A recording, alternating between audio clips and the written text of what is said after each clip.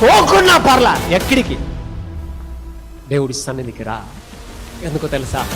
ఆయన నిన్ను ప్రత్యేకమైన వ్యక్తిలా తయారు చేస్తాడంట. ఓ, నిన్నెవ్వరూ తయారు చేయలేరు, ఎవరు నిన్ను లేపలేరు, ఎవరు నీకు సాయం చేయలేరు. కానీ ఆయన సాయం చేస్తే, ఆయన నీతో వస్తే నువ్వు ప్రత్యేకమైన వ్యక్తిలా తయారవుతావు.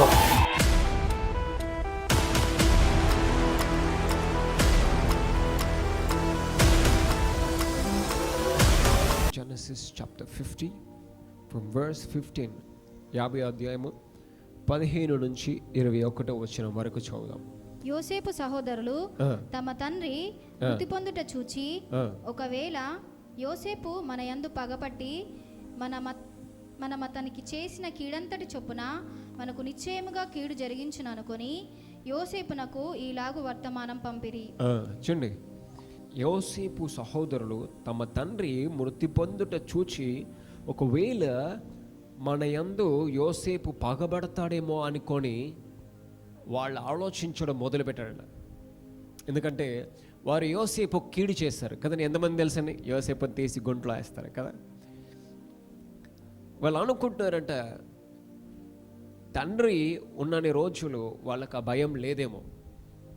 కానీ ఎప్పుడైతే తండ్రి చనిపోయాడో వాళ్ళు ఆలోచించడం మొదలుపెట్టారంట, మనం యోసేపు కీడు చేసాము కదా, యోసేపు తిరిగి మన కీడు చేస్తాడేమో అని వాళ్ళు ఆలోచించడం మొదలుపెట్టారు. చూద్దామా. యోసేపు సహోదరులు తమ తండ్రి మృతి పొందుట చూచి, ఒకవేళ యోసేపు మన యందు పగపట్టి మనం అతనికి చేసిన కీడంతటి చొప్పున మనకు నిశ్చయముగా కీడు జరిగించును అనుకొని యోసేపునకు ఇలాగు వర్తమానం పంపిరి. యోసేపుకు వర్తమానము పంపిరి అంట. ఎవరు పంపించారు?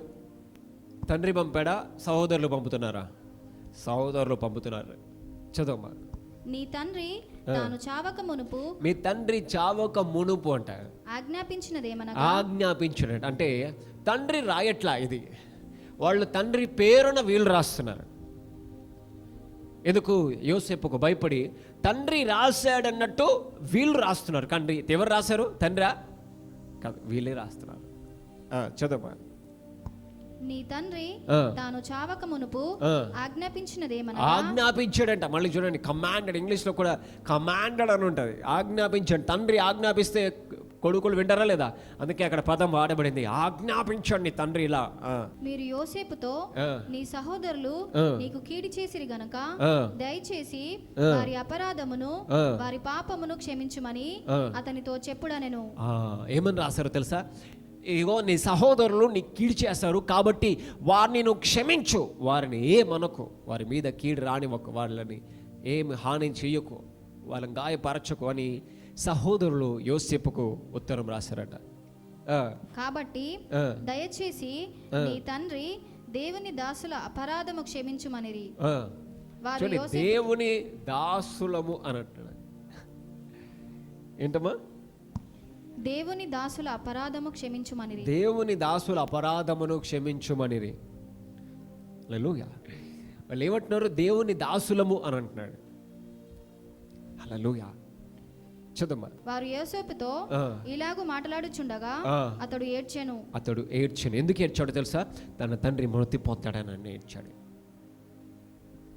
చదమ్మా. మరియు అతని సహోదరులు పోయి అతని ఎదుట సాగిలపడి, ఇక్కడ నుంచి మీరు కొంచెం గమనించడానికి ప్రయత్నం చేయండి. So what you will understand, it's going to be very powerful. నువ్వు ఏదైతే వినబోచునో చాలా జ్ఞానంతో వినిది, శక్తివంతమైనది. కాబట్టి కొంచెం మనసు ఉంచి దాన్ని ఆలోచించి నువ్వు తెలుసుకోవాలని నేను కోరుతున్నాను. మరియు అతని సహోదరులు పోయి అతని ఎదుట సాగిలపడి ఇదిగో మేము నీకు దాసులమని చెప్పగా, మేము మీకు దాసులమని చెప్పారంట. హల్లెలూయా. యోసేపు భయపడకుడి, నేను దేవుని స్థానమందున్నానా, మీరు నాకు కీడు చేయను ఉద్దేశించిరు గాని నేటి దినమున జరుగుచున్నట్లు అనగా బహు ప్రజలను బ్రతికించున్నట్లుగా అది మేలుకే దేవుడు ఉద్దేశించెను. మై గాడ్, హల్లెలూయా. ఎలా చేస్తాడంటే తెలుసా? దేవుడు ముగించి ప్రారంభిస్తాడంట. హల్లెలూయా. ఈరోజు కూడా వాక్యం అలాగే ఉంటుంది. Will finish and will begin. Hallelujah, hallelujah. చూడండి, ఇక్కడ మనము ఒక 19వ వచనం చూస్తే, యోసేపు భయపడకుడి, నేను దేవుని స్థానమందున్నానా అని అంటున్నాడు. My god, hallelujah. హల్లెలూయా. యోసేపు ఏమంటాడండి? వాళ్ళందరూ యోసేపుతో అంటున్నారు, ఇదిగో యోసేపు ఎదుట వాళ్ళు సాగిలపడరంట. యోసేపుకు వచ్చిన దర్శనం కూడా అదే, వాళ్ళందరూ సాగిలపడ్డట్టు. వారందరూ యోసేపు ఎదుట సాగిలపడ్డారట. సాగిలపడి మేము మీ దాసులము అని వాళ్ళు అంటున్నారు. ఎందుకంటే వాళ్ళు యోసేపుకు భయపడుతున్నారు. ఎందుకంటే యోసేపు రాజు స్థానంలో ఉన్నాడు, ఒక గొప్ప స్థానంలో ఉన్నాడు.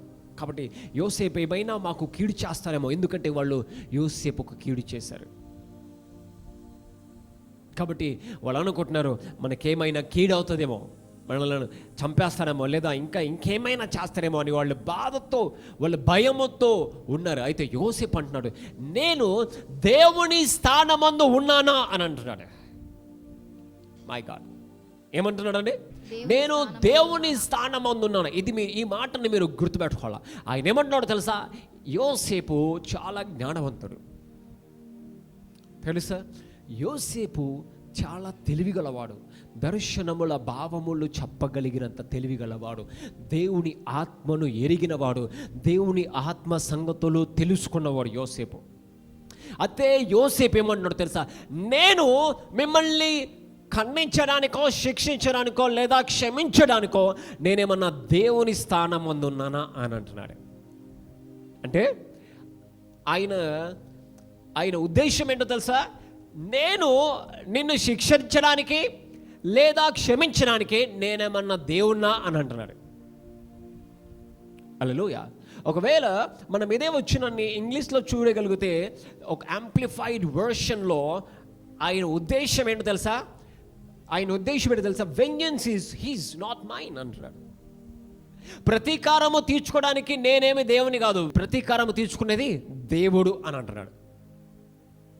హల్లెలూయా. ఇది వినండి, మీ చెవులు తెరుచుకొని. ఎప్పుడైతే ఒకరిని నువ్వు శిక్షించుతావో నీకు చేసిన కీడును బట్టి, మై గాడ్, ఇది వినండి. హల్లెలూయా. ఇది మీరు వినాలా. నేను ముగించి ప్రారంభిస్తున్నాను. నీ పక్కన వాళ్ళని కదిలించండి. అస్సలు ఒక్కసారి ఇటే చూడండి, రాయకండి, ఇటు చూడాలా. హల్లెలూయా. యోసేపు ఏమంటున్నాడు తెలుసా? ప్రతీకారము తీర్చుకునేది దేవుడు. ఎవరంట? దేవుడు. నేను దేవుని స్థానమందు ఉన్నానా అని అంటాడు. అయితే చాలామంది వాళ్ళకు జరిగిన కీడులను బట్టి, ఇటు వినలా, వారికి జరిగిన కీడులను బట్టి జడ్జిమెంట్ ఇచ్చే ప్రయత్నం చేస్తాడు. అయితే యోసేపు అంటున్నాడు, జడ్జిమెంట్ చేసేది దేవుడు, నేను కాదు. తీర్పు తీర్చేది నేను కాదు అని అంటున్నాడు. అయితే ఒకవేళ నువ్వు పనిష్ చేయాలి లేదా తీర్పు తీర్చాలి ఒక సమస్యకి అని అనుకున్నావంటే నువ్వు దేవుని అన్నట్టు. If you want to punish, that you are thinking that you are God. ఎంతమందికి విషయం అర్థమైంది? నీ ఆలోచన ఏంటంట? నువ్వు దేవుడివి అని నువ్వు అనుకుంటున్నావు కనుక నువ్వు తీర్పు తీరుస్తావంట. యోసేపు is a very wise man. చాలా జ్ఞానవంతుడు, చాలా తెలివిగలవాడు. అందుకే ఆయన ఏమంటాడు తెలుసా? నేనేమన్నా దేవుని స్థానమందు ఉన్నానా? యుద్ధము యెహోవాది అని అంటాడు దావీదు కీర్తనలు కూడా. యుద్ధము చేసేవాడిని నేను. మనం అంతేంటి తెలుసా? ప్రార్థించడమే. యుద్ధం ఎవరు చేస్తారు? ఆయన చేస్తాడు. ప్రతీకారం తీర్చుకునేది మనం కాదంట, ప్రతీకారం తీర్చుకునేది ఆయన అంట. We are the child of God. దేవుడు మనకు తీర్పు తీర్చలా, ఆయన తీర్పు ఆయన మీద వేసుకున్నాడు. హల్లెలూయా. అయితే ఒక విషయాన్ని మనం జ్ఞాపకం చేసుకోవాలా. మనము ఒకటి మాత్రం చేయగలుగుతామంట, క్షమించడం. హల్లెలూయా. యోసేపు ఏం చేస్తున్నాడు తెలుసా? Is forgiving his brothers. ఆయన అంటున్నాడు, ఒక పెద్ద మాట ఆయనకు రాయబడింది, నేనేమన్నా దేవుని స్థానమందున్నానా నేను శిక్షించడానికి? My god. హల్లెలూయా. అంటే శిక్ష ఎక్కడి నుంచి వస్తుందంట? ప్రతీకారము. శిక్ష అనే పదం కూడా చాలా పెద్దది. వెంజన్స్. ఒకవేళ ప్రతీకారము మనము తీసుకోవద్దంట. అందుకే నువ్వు తీసుకోలేవు, నీ వల్ల అవ్వదు. ఎందుకు అవ్వదు తెలుసా? దేవుడి ఆలోచన ఏంటో నీకు తెలియదు కనుక. అందుకే యోసేపు ఏమంటాడు తెలుసా? నేనేమన్నా దేవుని స్థానమందు ఉన్నాడా? My god. హల్లెలూయా. హల్లెలూయా. ఆయన చూసుకుంటాడు. హల్లెలూయా. అందుకే నువ్వు ఏం చేయాలి తెలుసా? కొన్నిటిని వదిలిపెట్టాలా. నీ మనసులో పెట్టుకొని బాధపడడానికి వీల్లేదు. ఎందుకో తెలుసా? You are not god. Hallelujah. ఎందుకంటే నువ్వు దేవుడివి కాదు గనకనే. యోసేపుకు అంత పెద్ద కీడైంది, కానీ యోసేపు ఏమంటాడు, నేను ప్రతీకారము తీర్చుకోవడానికి నేనేమన్నా దేవుని స్థానమందు ఉన్నానా? Hallelujah. If you punish, you are thinking that you are god. నిన్ను నువ్వే నిర్ణయించుకుంటున్నావు, నేనే దేవుని, నేనేసేదే శిక్ష, అదే final. My god, no no, అది కాదు. హల్లెలూయా. ఇది మీకు అర్థం అవ్వడానికి ఇంకొంచెం క్లుప్తం చేస్తాను. అదే ఆదికాండము 37వ అధ్యాయము 3వ వచనం నుండి చూద్దాం. మరియు యోసేపు ఇశ్రాయేలు వృద్ధాపమందు పుట్టిన కుమారుడు గనుక. ఎవరు కుమారులంట? ఇశ్రాయేలు ఎవరండి? యాకోబు. చూడండి, బైబిల్ ఎంత చక్కగా కొన్నిటిని వివరించుతుందో లేదా కొన్నిటిని విభజిస్తుందో చాలా ఆశ్చర్యకరంగా చేస్తుంది. దేవుడు యాకోబు పేరును మార్చిస్తాడు ఇశ్రాయేల్ అని. అందుకే తన పేరు మళ్ళీ యాకోబు అని రాయలా, ఆయన పేరు మళ్ళీ ఇశ్రాయేల్ అని రాయబడింది. హల్లెలూయా. అర్థమవుతుందా లేదా? అయ్యో నేను లేమి, ఎప్పుడైతే దేవుడు మనల్ని క్షమించేస్తాడో నువ్వు ఇక మీదట నిన్ను నువ్వు పాపివి అనుకోవడానికి వీలదు. నీ పూర్వపు ఆలోచనకి, నీ పూర్వపు స్థితికి మళ్ళీ నువ్వు వెళ్ళడానికి వీలదు. What god has changed you cannot rename it again. దేవుడు దేనైతే మార్చాడు మరలా నువ్వు దాన్ని పేరు పెట్టలేవు. దేవుడు మార్చిన దానికి నువ్వు మళ్ళా పేరు పెట్టలేవు, పెట్టకూడదు. అర్థమవుతుందా లేదా? అందుకే అక్కడ యాకోబు అని రాయబడలే, అక్కడ ఇజ్రాయేలు అని రాయబడింది. ఇజ్రాయేల్ ఎవరండి? యాకోబు. దేవుడు ఆయన పేరు మార్చేశాడు వృద్ధాప్యమందు. మరియు యోసేపు ఇశ్రాయేలు వృద్ధాప్యమందు పుట్టిన కుమారుడు గనుక తన కుమారులందరికంటే ఎక్కువగా అతని ప్రేమించి అతని కొరకు విచిత్రమైన నిలువుటంగి కుట్టించెను. యోసేపు కంటే ఒక విచిత్రమైన నిలువుటంగిని కొనిచ్చాడంట తండ్రి. నిలువుటంగి నేను దాని గురించి మాట్లాడట్లేదు, కానీ 2-3 పదాలు చెప్తాను, మీరు రాసుకునే వాళ్ళు అయితే చక్కగా రాసుకోండి. కానీ వాక్యం మర్చిపోవడానికి వీలేదు. This is so powerful. It will change your future. Hallelujah. Somebody say amen. It will change your future. నీ భవిష్యత్తును It will change your future. హల్లెలూయా. ఒక నిలువు టంగిని సూచిస్తాను. నిలువు టంగిని ఆ కుమారుడికి తండ్రి కొనిచ్చారంట కొత్తది. ఆ నిలువు టంగి it's a symbol of covering. It's a symbol of protection. It's a protection. ఒక కాపుదలకు సూచన. హల్లెలూయా. విచిత్రమైన నిలువుటంగి అంట. అందుకే ఆయన లైఫ్ కూడా కొన్నిసార్లు విచిత్రముగా ఉన్నది. కానీ ఏముందో తెలుసా, ఎంత విచిత్రముగా ఉన్నా ఆయనకు ఒక గొప్ప కాపుదల ఉన్నది. హల్లెలూయా.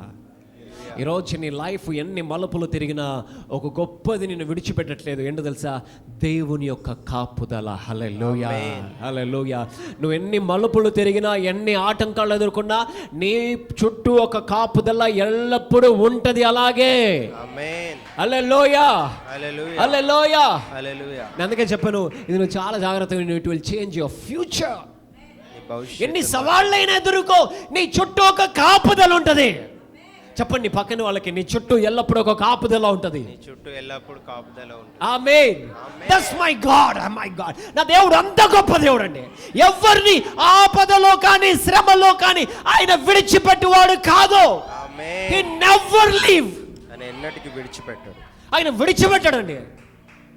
ఎంతో మంది విడిచిపెడతారు. నేను చూశాను, డబ్బులు వచ్చినప్పుడు విడిచిపెడతారు. నీకంటే వాళ్ళు పెరిగారు అనుకో, వాళ్ళు అప్పుడు విడిచిపెడతారు. My God. నీ దగ్గర ఏం లేదనుకో, నిన్ను ఒక చూపు చూస్తారు. నీ దగ్గర అన్నీ ఉన్నాయనుకో, నేను ఇంకోలా చూపు చూస్తారు. People will think according to what they see. ప్రజలు చూసిన దాన్ని బట్టే మాట్లాడతారు. కానీ దేవుడు అలా కాదంట. దేవుడు అలా కాదు. దేవుడికి నీ పాస్ట్, ప్రజెంట్, ఫ్యూచర్ తెలుసు. హల్లెలూయా. ఈరోజు నీ దగ్గర ఏం లేకపోవచ్చు, కానీ రేపు నీ చరిత్రను మార్చే దేవుని నువ్వు కలిగి ఉన్నావు. హల్లెలూయా. హల్లెలూయా. హల్లెలూయా. హల్లెలూయా. యోసేపు తండ్రి నిలువు టంగిని కొట్టేస్తే అందులో అందరికీ పగబట్టాడంట ఆయన మీద. అసూయ. చూడండి చదువు. మరియు యోసేపు ఇశ్రాయేలు వృద్ధాప్యమందు పుట్టిన కుమారుడు గనుక తన కుమారులందరికంటే ఎక్కువగా అతని ప్రేమించి అతని కొరకు విచిత్రమైన నిలువుటాంగి కుట్టించెను. అతని సహోదరులు తమ తండ్రి అతనిని తమ అందరికంటే ఎక్కువగా ప్రేమించుట చూచినప్పుడు వారు అతని మీద పగపట్టి అతని క్షేమ సమాచారమైనను అడగలేకపోయిరి. ఏం అడగట్లేదంట. తమ్ముడు ఎలా ఉన్నాడు, తిన్నాడా, ఆ చిన్నవాడిని ఎలా ప్రేమిస్తారని. కానీ ఆ ప్రేమను ఆయన మీద అన్నదమ్ములు చూపెట్టట్లేదంట, దగ్గరికి తీసుకోవట్లేదంట, మంచిగా ప్రేమించట్లేదంట. పగబట్టారంట అండి అన్నదమ్ముళ్ళు. Hallelujah. Should love every time, whatever may be the situation, should love. ఏ పరిస్థితి అయినా పర్లా నీ సహోదరులను, నీ కుటుంబీకులను ప్రేమించడం నేర్చుకోవాలా. అసూయ, జలసి అనేది రానివద్దు. జ్ఞాపకం పెట్టుకోండి, జలసి అనేది చాలా చెడ్డ దురాత్మ. అసూయ అనేది చెడ్డ దురాత్మ. నీ పక్కన వాడు బాగుపడితే నువ్వు సంతోషించాలి, నువ్వు అసూయ పెట్టుకోవడానికి వీలు లేదు. ఎవరైతే అసూయ పెట్టుకున్నారో నువ్వు వాళ్ళ దగ్గరికి వెళ్ళకు నీ మీద అసూయ పడే వారి మీ దగ్గరికి నువ్వు వెళ్ళకు. ఎందుకు? అయ్యో ఏంటండి పాస్టర్ గారు అలా అంటున్నాడు. అవునండి, నువ్వు వెళ్ళి బాధపడి వాళ్ళ మీద నువ్వు ఆలోచన పగబెట్టుకొని వాళ్ళు నీ మీద పగబెట్టుకొని ఎందుకు ఇదంతా? వెళ్ళకుండా ఇంటికాడ కూడా ఉంటే వాళ్ళు ఉండే దగ్గర నువ్వు ఉంటావు, నువ్వు ఉండే దగ్గర నువ్వు ఉంటావు, అవును కదా? లేదా వాళ్ళు మారిన తర్వాత వారు గట్టిగా ప్రార్థన చేయి. నీకు వెళ్ళాలి అంటే గట్టిగా ప్రార్థన చేసి వాళ్ళు మారేదాకా, మారిన తర్వాత వెళ్ళు. అప్పుడు నీకు సంతోషం ఉంటుంది, వాళ్ళకు సంతోషం ఉంటుంది. కానీ అసూయ చాలా చెడ్డది. ఎంత చెడ్డదంటే యోసేపును చంపేద్దాము పగబడుతున్నారంటండి. అందుకే అసూయ ఉన్న చోట నువ్వు ఉండకు, అక్కడ నుంచి వెళ్ళిపో, ఆ ప్రాంతం విడిచి వెళ్ళిపో అవసరమైతే. కానీ నీ దేవుడు నిన్ను విడిచిపోడు. హల్లెలూయా. అయ్యోదే మై గాడ్. చదువు. యోసేపు ఒక కల కని తన సహోదరులతో అది తెలియజెప్పగా వారు అతని మీద మరీ పగబట్టిరి. యోసేపు కల వచ్చిందట. యోసేపు కళ్ళు వచ్చి వాళ్ళ అన్నదమ్ములందరికీ చెప్తే వాళ్ళు ఇంత మరింత పగబడరు. My god, hallelujah, my god, hallelujah. గమనించాలా అయ్యా? ఒక విషయం మీరు తప్పకుండా తెలుసుకోవాలా. ఎక్కడైతే అసూయ ఉంటుందో నువ్వు వాళ్ళకి నీ పర్సనల్ విషయాలు చెప్పొద్దు. నీ పర్సనల్ విషయాలు నువ్వు చెప్పకూడదు. మళ్ళీ చెప్పనా, విన్నారా? Don't share your personal things where there is jealousy. Don't share. They don't receive. They don't hear. వాళ్ళు వినరు, వాళ్ళు పొందుకోరు, వాళ్ళు నీ మీద వ్యతిరేకంగా ఆలోచిస్తారు. అప్పుడు వాళ్ళకి నష్టం అది. ఎందుకంటే అది దేవునికి చేసిన మేలు నువ్వు చెప్తున్నావు. దేవుని చెప్పిన దానికి నువ్వేమనాలా? ఆమేన్ అనాలా. హల్లెలూయా, హల్లెలూయా. దేవుడు నన్ను దీవించాడా, నిన్నే దీవిస్తా, నాకు తెలియదా నువ్వు ఎవరో? నో అలా అనొద్దు. ఆ దేవుడి కార్యం నువ్వు ఏకీభవించాలా, ఆమేన్ అనాలా, ప్రేమించాలా, దగ్గరికి తీసుకోవాలా, సెలబ్రేట్ చేసుకోవాలా, సంతోషించాలా వాళ్ళతో. వాళ్ళు బాధలో ఉంటే వాళ్ళను బలపరచాలా. హల్లెలూయా, హల్లెలూయా. ఎవరైనా సమస్యలో ఉంటే వారిని ఆదుకోవాలా, వాళ్ళ గురించి ప్రార్థన చేయాలా, వాళ్ళని ధైర్యపరచాలా, వాళ్ళని ప్రేమించాలా, దగ్గరికి తీసుకోవాలా. విడిచిపెట్టడానికి వీళ్ళే.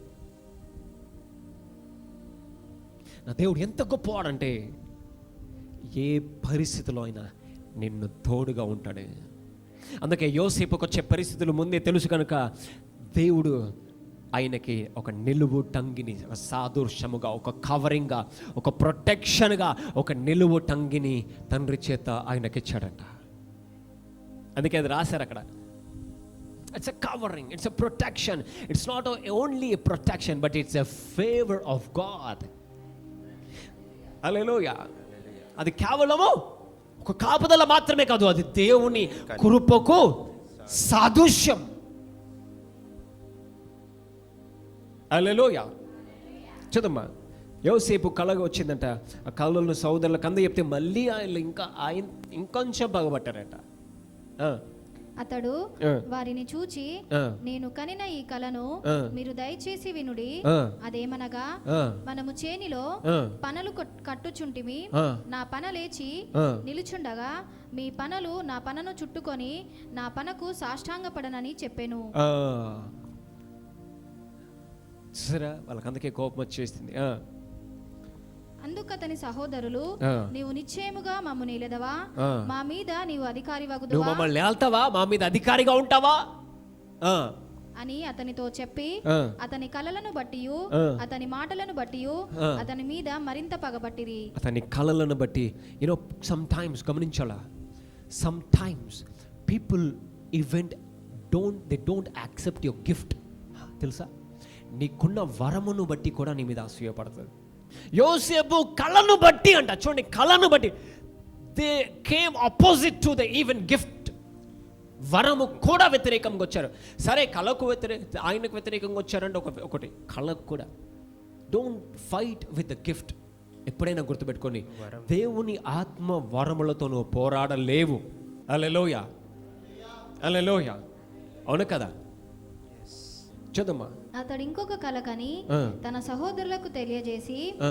ఇదిగో నేను మరొక కల కంటిని. ఇంకో కళ కన్నాడంట. ఒక్కటి గంటనే ఒక కళకే వీళ్ళంతా ఆపోజిట్ అయ్యారు. ఇంకో కళ గురించి మళ్ళీ ఆయన అక్కడికి వెళ్ళి చెప్తున్నాడు. అందులో ఆ. సూర్య చంద్రులను ఆ. 11 నక్షత్రములను 11 నక్షత్రములను నాకు సాష్టాంగ పడనని చెప్పాను. 11. ఈయన నెంబర్ 11. యాక్చువల్గా వాళ్ళు 10 మంది అన్నదమ్ములు, ఈయన నెంబర్ 11. చదమ్మా. అతడు తన తండ్రితోనూ తన సహోదరులతోనూ అది తెలియచెప్పినప్పుడు, తండ్రితోనూ సహోదరులతోనూ తెలియచెప్పినప్పుడు అతని తండ్రి అతనితో, నీవు కనిన ఈ కల ఏమిటి? నీ కనిన ఈ కళ ఏంటి? నేను నీ తల్లియు నేను నీ తల్లి కూడా నీ సహోదరులను నిశ్చయముగా వచ్చి నీకు సాష్టాంగ పడుదుమా అని అతన్ని గద్దించాడు. అంటే నేను కూడా నీకు సాష్టాంగ పడతానా అని తండ్రి కూడా అంటున్నాడు. రెండో కళకి తండ్రి కూడా ఇంక్లూడ్ అయిపోయాడని తండ్రి కూడా అంటున్నాడు. అంటే ఇందాక అన్నదమ్ముళ్ళు అందరూ అని చెప్పావు, ఇప్పుడు నేను కూడా నీకు సాష్టాంగ పడతానా అని తండ్రి కూడా అంటున్నాడు. అతని సహోదరులు అతని యందు అసూయపడ్డారంట. ఇంకా అయితే అతని తండ్రి ఇది గుర్తుపెట్టుకోవాలి. అయితే అతని తండ్రి ఆ మాట జ్ఞాపకం ఉంచుకొనెను. అయితే యాకోబు ఆత్మ సంబంధమైన వ్యక్తి కాబట్టి యాకోబుకు ఆత్మ సంగతులు తెలుసు. అయితే యాకోబు యోసేపు చెప్పిన మాటకి ఒక్కసారి వ్యతిరేకించాడు, కానీ ఆ మాటలు మనసులో పెట్టుకున్నాడంట. హల్లెలూయా. ఆ మాటకు వ్యతిరేకించాడు, కానీ ఆ మాటను మాత్రము మనసులో పెట్టుకున్నాడంట. మై గాడ్, ఇది చేయాలా మీరు? కొన్నిసార్లు నీకు ఏదైనా శ్రమ వచ్చినప్పుడు, కొన్నిసార్లు వ్యతిరేకత వచ్చిన, ఫస్ట్ ఒక మాట అన్నవేమో, కానీ దాన్ని యాక్సెప్ట్ చేయడం నేర్చుకోవాలి. ఒక ప్రవచనం వచ్చింది, దేవునికి ఒక ప్రవచనం చెప్పాడు, నువ్వు దాన్ని లోబడట్లా. కొన్నిసార్లు వ్యతిరేకిస్తావు. ఎన్ని రోజులు నువ్వు వ్యతిరేకిస్తావో నువ్వు దాన్ని చూడలేవు. కొన్నిసార్లు వారి హృదయం కఠినం చేసుకొని, కొన్నిసార్లు కొంతమంది నేను చూశాను, అందరినీ కాదు, వెరీ లిటిల్ పీపుల్ నేను చూశాను నా పరిచయంలో. వాళ్ళు వ్యతిరేకించి ఆ ప్రవచనంతో నిలబడలేకపోయారు. నువ్వు వ్యతిరేకించి తర్వాత ఏం చేయాలో తెలుసా? నిన్ను నువ్వు తగ్గించుకోవాలా. అయ్యోదే, నిన్ను నువ్వు ఏం చేయాలా? అయ్యో, దేవుడు నాకు ఇది చెప్పాడు, నాకు ఇది చేస్తాడు. నేను ఒక సహోదరికి చెప్పాను, జనవరిలోనో ఫిబ్రవరిలోనో ప్రవచనం చెప్పాను, నీకు జాబ్ వస్తుందని చెప్పాను. ఎప్పుడు వస్తుందని చెప్పాను? జూన్లో వస్తుందని చెప్పాను. ఆమె పరిస్థితి చాలా ఘోరంగా ఉంది. నాకు జాబ్ కావాలంతే అన్నట్టు బాగా ప్రార్థన చేస్తాను, ఏడుస్తాను. నేను ఎప్పుడు చెప్పాను? జనవరి ఫిబ్రవరిలో చెప్పాను, నీకు జూన్లో జాబ్ వస్తుంది అని చెప్పాను. అమ్మ, జూన్ దాకంటే నా వల్ల వదుగు, నా పరిస్థితి ఇంకా ఘోరంగా తయారవుద్ది అని అనుకుంది. కానీ ఫిబ్రవరి పోయింది, మార్చ్ వచ్చింది. మార్చిలో ఇంకా ప్రార్థన చేస్తున్నది, బాగా ప్రార్థన చేస్తున్నది. వేరే వాళ్ళు అన్నారు, లేదు నీకు ఏప్రిల్లో వస్తుందేమో అన్నట్టు అన్నారంట. మార్చిలో వస్తుందేమో, ఏప్రిల్లో వస్తుందేమో, మేలో వస్తుందేమో అన్నట్టు చెప్పారంట. ఆమె ఎదురు చూస్తున్నది. మార్చి అయిపోయింది, ఫిబ్రవరి పోయింది, మార్చి అయిపోయింది. మార్చిలో మళ్ళీ అడుగుతుంది, మళ్ళీ ప్రార్థన చేయండి, నా పరిస్థితి బాగాలేదు, ప్రార్థన చేయండి. ఏమవ్వట్లా, సమస్య తనని ఏమి ఇబ్బంది పెట్టట్లా, ఇబ్బందిగా మారట్లా. ఎందుకు? దేవుడు జూన్ అన్నాడు కాబట్టి ఈ 4 నెలలు నీకు పని కథమవుద్దా? అవదు. జూన్ అన్నాడు అంటే జూన్ దాకా చూసుకునే బాధ్యత కూడా దేవుడిదే. హల్లెలూయా. ఏప్రిల్లో ఒకసారి బాధతో కాల్ చేసింది, ఇట్లా కాదు, ఇంకా ప్రార్థన చేయండి ప్లీజ్, నాకు ఖచ్చితంగా ఈ నెలన్నా వచ్చే నెలన్నా ప్రార్థన. నేను ఇక బాధతో చాలా ప్రార్థన చేశాను. ప్రార్థన చేసి మళ్ళీ చెప్పాను, నీకు జూన్లోనే వస్తుంది అని చెప్పాను. ఏప్రిల్ పోయింది, మే పోయింది, జూన్లో హల్లెలూయా ఇంటర్వ్యూ అటెండ్ అయింది. నేను చెప్పాను, ప్రార్థన చేసి చెప్పాను, ఈ జాబ్కి అప్లై చేయి. అదే జాబ్కి అప్లై చేసింది, జూన్లో జాబ్ వచ్చింది. Hallelujah. Are you there? Don't drop into కన్ఫ్యూజన్లో పడిపోక ఎప్పుడు కూడా. దేవుడికి ఒక ప్రణాళిక ఉందంటే నిన్ను కాపాడే, నిన్ను జాగ్రత్త పరిచి నిన్ను నడిపించేది కూడా ఆయనే. నీకేం అవ్వనివ్వడు ఆయన, ఎందుకంటే ఆయనకి ప్రణాళిక ఉంది. హల్లెలూయా. చెప్పండి, దేవుడికి ఒక ప్రణాళిక ఉంది. కాబట్టి ఏ సమస్య నీ దగ్గరికి రానివ్వడు. ఒకవేళ వచ్చినా అది వెళ్ళిపోతుంది. హల్లెలూయా. ఎందుకంటే దేవుడికి ఒక ప్రణాళిక ఉంది. హల్లెలూయా. అందుకే యాకోబు ఏం చేస్తాడో తెలుసా? యోసేపు మాటల్ని మనసులో పెట్టుకున్నాడు. నీకు ప్రవచనం వచ్చిందా, పట్టుకో లోపల, కానీ వ్యతిరేకంగా పోరాడకు. తర్వాత నువ్వు ఏం చేయాలి? ఒకవేళ వ్యతిరేకించినా తర్వాత నిన్ను నువ్వు తగ్గించుకోవాలా. ఎందుకు తెలుసా? మాట్లాడింది మనుషులు కాదు, మాట్లాడింది దేవుడు. హల్లెలూయా. ఎప్పుడైతే నువ్వు తగ్గించుకొని లోబడతావో, నువ్వు గొప్ప కార్యాలు చూడడానికి పరిగెత్తుతావు. హల్లెలూయా. గొప్ప కార్యముల వైపు దేవుడు నిన్ను తీసుకెళ్తాడు. ఆమేన్. హల్లెలూయా. యాకోబు ఏం చేశాడంట? యాకోబు తన మాటలను జ్ఞాపకం ఉంచుకున్నాడట. జ్ఞాపకం ఉంచుకున్నాడట. ఇదిగో ఈయనకి దర్శనం వచ్చింది. తర్వాత ఏం జరిగింది? అన్నదమ్ములందరూ తీసి యోసేపును 23వ వచనంలో గుంటలో వేస్తారు. చూదమ్మా, గబగబ ముందుకెళ్దాం. యోసేపు తన సహోదరుల యొద్దకు వచ్చినప్పుడు వారు యోసేపు అంగిని అతడు తొడుగుకొని ఉండిన ఆ విచిత్రమైన నిలువుట అంగిని తీసివేసి అతని పట్టుకొని ఆ గుంటలో పడద్రోసిరి. చూడండి, ఆ అంగిని తీసివేసి అతన్ని పట్టుకొని గుంటలో పడరేసి. My god, hallelujah. My god brother, ఒక విషయం చెప్తున్నాను, రిసీవ్ దిస్. హల్లెలూయా. నీ బయట నిలువుటంగిని తీసారేమో, లోపల నిలువుటంగి అలాగే ఉంది. హల్లెలూయా. Are you there?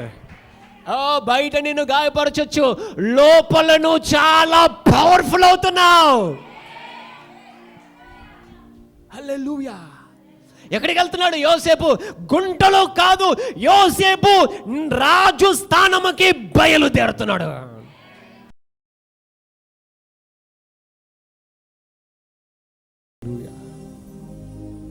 నీ శ్రమను బట్టి కృంగిపోకు, నీ పాపాన్ని బట్టి నీ హృదయాన్ని గాయము చేసుకోకు. ఆయన తట్టు చూడు, ఆయన అన్నింటిలో నుంచి విడిపిస్తాడు. నీ శ్రమను మరచిపోబోతున్నావు. నీ శ్రమను మరచిపోయేంత గొప్ప ఆశీర్వాదమును ఆయన ఇవ్వబోతున్నాడు. ఆయన నిన్ను హెచ్చించబోతున్నాడు. నీ శ్రమను మరచిపోతావు, నీ దుఃఖాన్ని మరచిపోతావు. యోసేపు అంటున్నాడు, దేవుడు మేలు కొరకు ఉద్దేశించాడు. తండ్రి స్తోత్రం ప్రభువా, నీకు వందనములు చెల్లిస్తున్నాను. మా పట్ల నీవు కలిగి ఉన్న ప్రణాళిక చాలా గొప్పదయ్యా. మా చుట్టూ నీ సన్నిధిని కంచెగా ఉంచావయ్యా. మాకు విరోధముగా రూపేపబడి ఆయుధం వర్ధిల్లనేస్తున్నామమ్మా. నీ శ్రమ తొలగిపోయి నువ్వు ఆనందించబోతున్నావు. హల్లెలూయా. నీ నష్టము కష్టము తొలగిపోయి నువ్వు ఆనందించబోతున్నావు యేసునామమున. నీ ఎరుకు తొలగించబడి నువ్వు ఆనందించబోతున్నావు యేసునామమున. నీ బాధ తొలగించబడి నువ్వు సంతోషించబోతున్నావు యేసునామమున. మమ్మల్ని విడిపించిన దేవా, మమ్మల్ని గొప్ప చేయువాడానికి వందనాలు తెలియజేస్తూ, మమ్మల్ని మేము తగ్గించుకొని మీ నామాన్ని హెచ్చిస్తూ, మీ నామానికే మహిమ ఘనత చెల్లిస్తూ, జీవం కలిగిన యేసు క్రీస్తు నామమున మా ప్రార్థన అడిగి వేడుకొని పొంది ఉన్నామని నమ్ముచున్నాము తండ్రి. ఆమేన్. ఆమేన్.